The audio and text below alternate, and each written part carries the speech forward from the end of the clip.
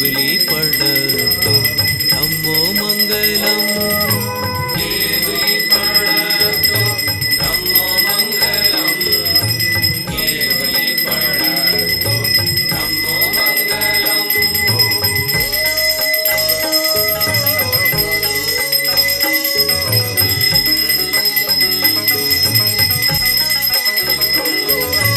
चत्तारी लोगोत्तमा हरिहंता लोगोत्तमा सिद्धा लोगोत्तमा साहू लोगोत्तमा चत्तारी लोगोत्तमा हरिहंता लोगोत्तमा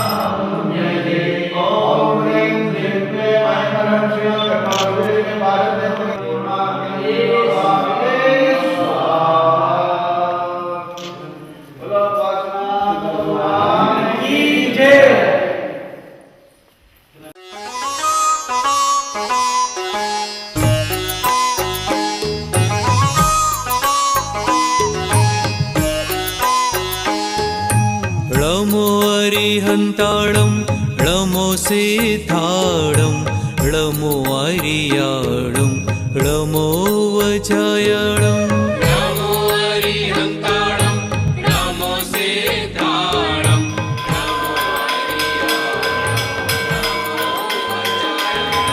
ळमो लोये साहुणं पढमं हवै मंगलम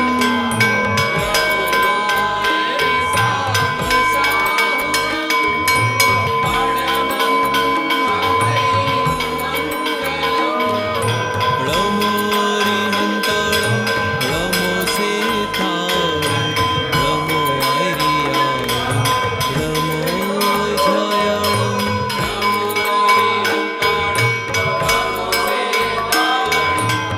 शरणं पवचामि सिद्धे शरणं पवचामि साहु शरणं पवचामि केवली पण्णतं धम्मं शरणं पवचामि केवली पण्णतं धम्मं शरणं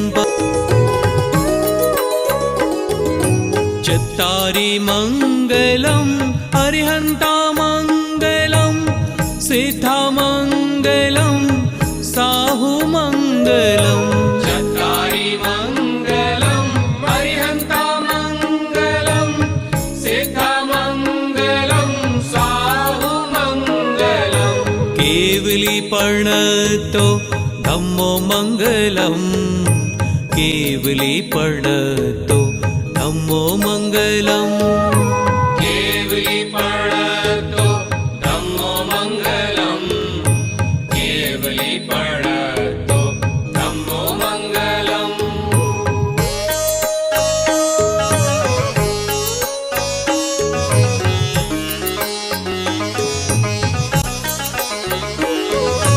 चत्तारि लोगोत्तमा अरिहंता लोगोत्तमा सिद्धा लोगोत्तमा साहू लोगोत्तमा चत्तारि लोगोत्तमा अरिहंता लोगोत्तमा सिद्धा लोगोत्तमा साहू लोगोत्तमा केवली पण्णतो धम्मो लोगोत्तमो केवली पण्णतो धम्मो लोगोत्तमो केवली पण्णतो धम्मो लोगोत्तमो केवली पण्णतो धम्मो लोगोत्तमो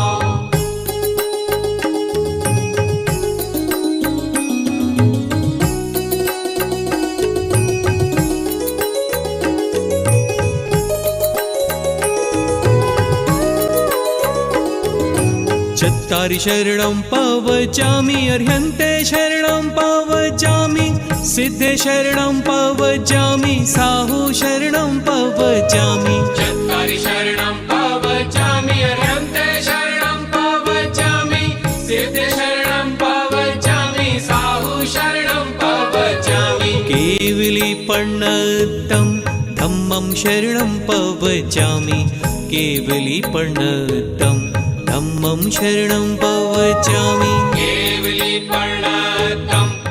और ये गोवर्धना, चौथे श्रुति के लिए गोवर्धनाचार्य, वो उनके घर गांव में आ रहे थे आहार के लिए। उनके घर के सामने खेलते रहे और माता पिता पड़गाने आए, तो इनको देखा तो लगा ये तो मेरे बाद उत्तराधिकारी बनेंगे और इनको शिक्षा दीक्षा देना जरूरी है, आगे धर्म की रक्षा होगी इनसे करके इनसे मांग रहे माता पिता से, मुझे इस बालक को सौंपे तभी मैं आहार लूंगा आपके घर में। तो मांगने की मुद्रा ये। और तब उनके घर में आहार हुआ पहुंच सौंपने के बाद, और उन साथ में लेके जा रहे हैं और इनकी पढ़ाई हो रही है। पढ़ाई के बाद एक 14 खंचे गोलियां होती है, तो एक पर एक रखा है और इन्होंने देखा गोवर्धनाचार्य जी ने, ये तो बालक 14 पूर्व बारांगों में ज्ञानी बन चुके हैं, तो इसकी अभी दीक्षा दे सकते करके दीक्षा दे रहे हैं। दीक्षा देने के बाद उनके माता पिता को राज सम्मान मिल रहा है, और इसके बाद उनकी इसलिए संगीत नृत्य आदि कार्यक्रम राज दरबार।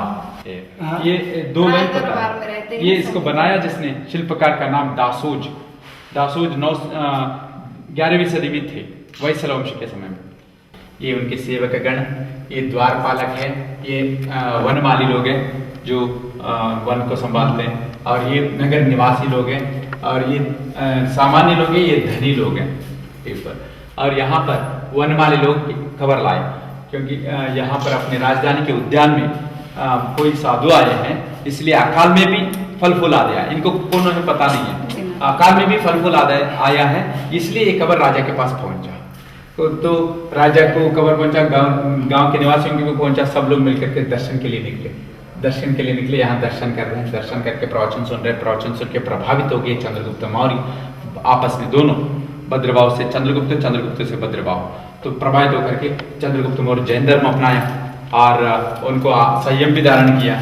जब संयम धारण करते तो उनके लिए आहार के लिए बुला रहे, पड़गा रहे हैं, पड़गाने के बाद आहार दे रहे हैं, हाथ उनसे ले रहे महाराज जी, और उन पूर्ण मुनि संघ को कुछ शास्त्र दान आदि भेंट करने का दृश्य है। शास्त्र दान क्या कुछ नहीं लेते।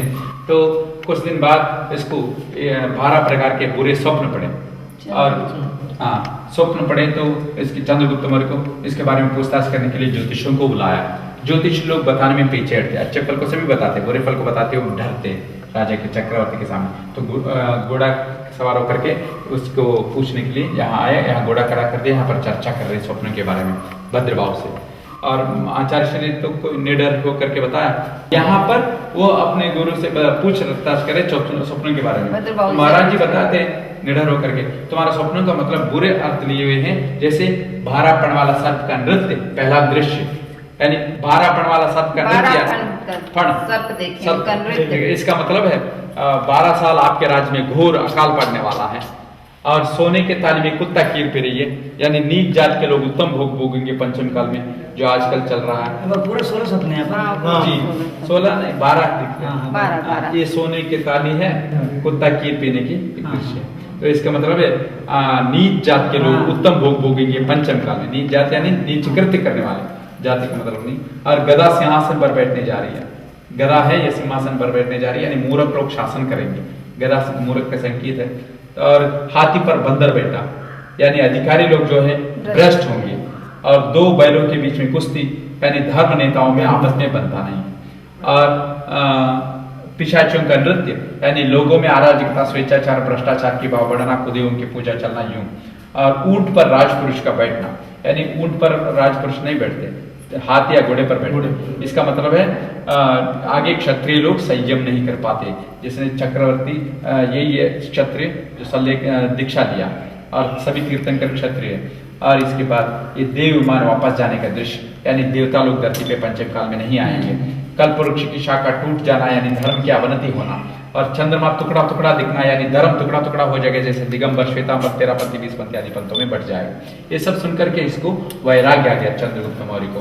वैराग्य से दीक्षा मांगा, तो तुम्हारे जिम्मेदारी निपट के आओ, तो अपने बेटे को राजपद सौंप देते। और यहाँ रानियों से बिछड़ने आते, रानियां रोधन करती है, फिर भी आकर के ये दीक्षा ले रहे, दीक्षा लेते हुए केश लॉन्च करने का। और इसके बाद उनके रानियां भी कुछ दीक्षा लेती हैं। और इसके बाद ये सब इकट्ठा होते, वहां पर अकाल की प्रक्रिया शुरू हो गई। तो चंद्रगुप्त मौर्य भद्रबाहु आदि के साथ 12,000 मुनि लोग उत्तर से दक्षिण की ओर विहार किया। अपनी व्रत निवादी रक्षा के लिए। मगर कुछ लोग वहाँ के श्रावकों के कहने के अनुसार वहीं रहने लगे और अपनी व्रत निवादी थोड़ा ढीला करके श्वेत वस्त्र आदि पहनने लगे, तो श्वेतांबर हो गए और यहाँ पर आए अपने व्रत निवादी रक्षा करके। रास्ता में वन देवताएं, राजा महाराजाएं स्वागत करने का दृश्य, और रास्ता में शास्त्र स्वाध्याय विहार करते हुए इस जंगल में आए।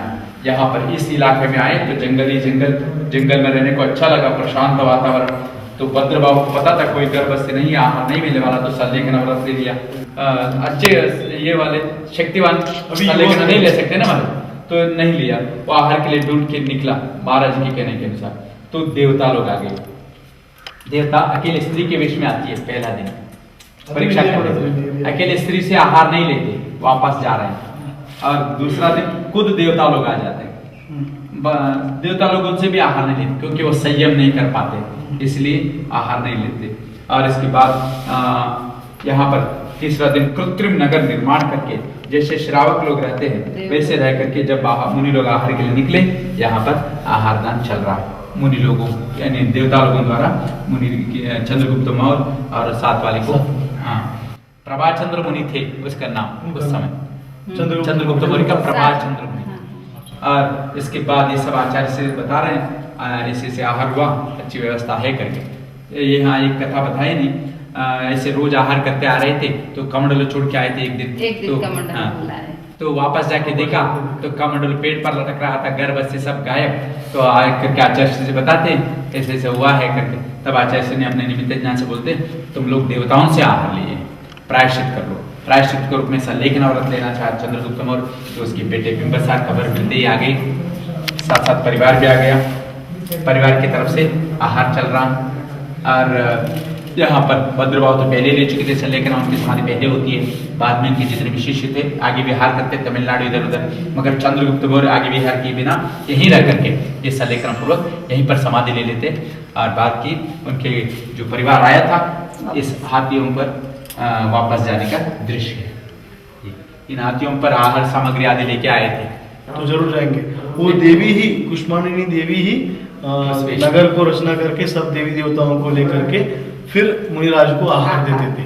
अगर टाइम हो गया तो महाराज दो वो जिननाथपुर और जकरंबा दोनों एक दिन करेंगे।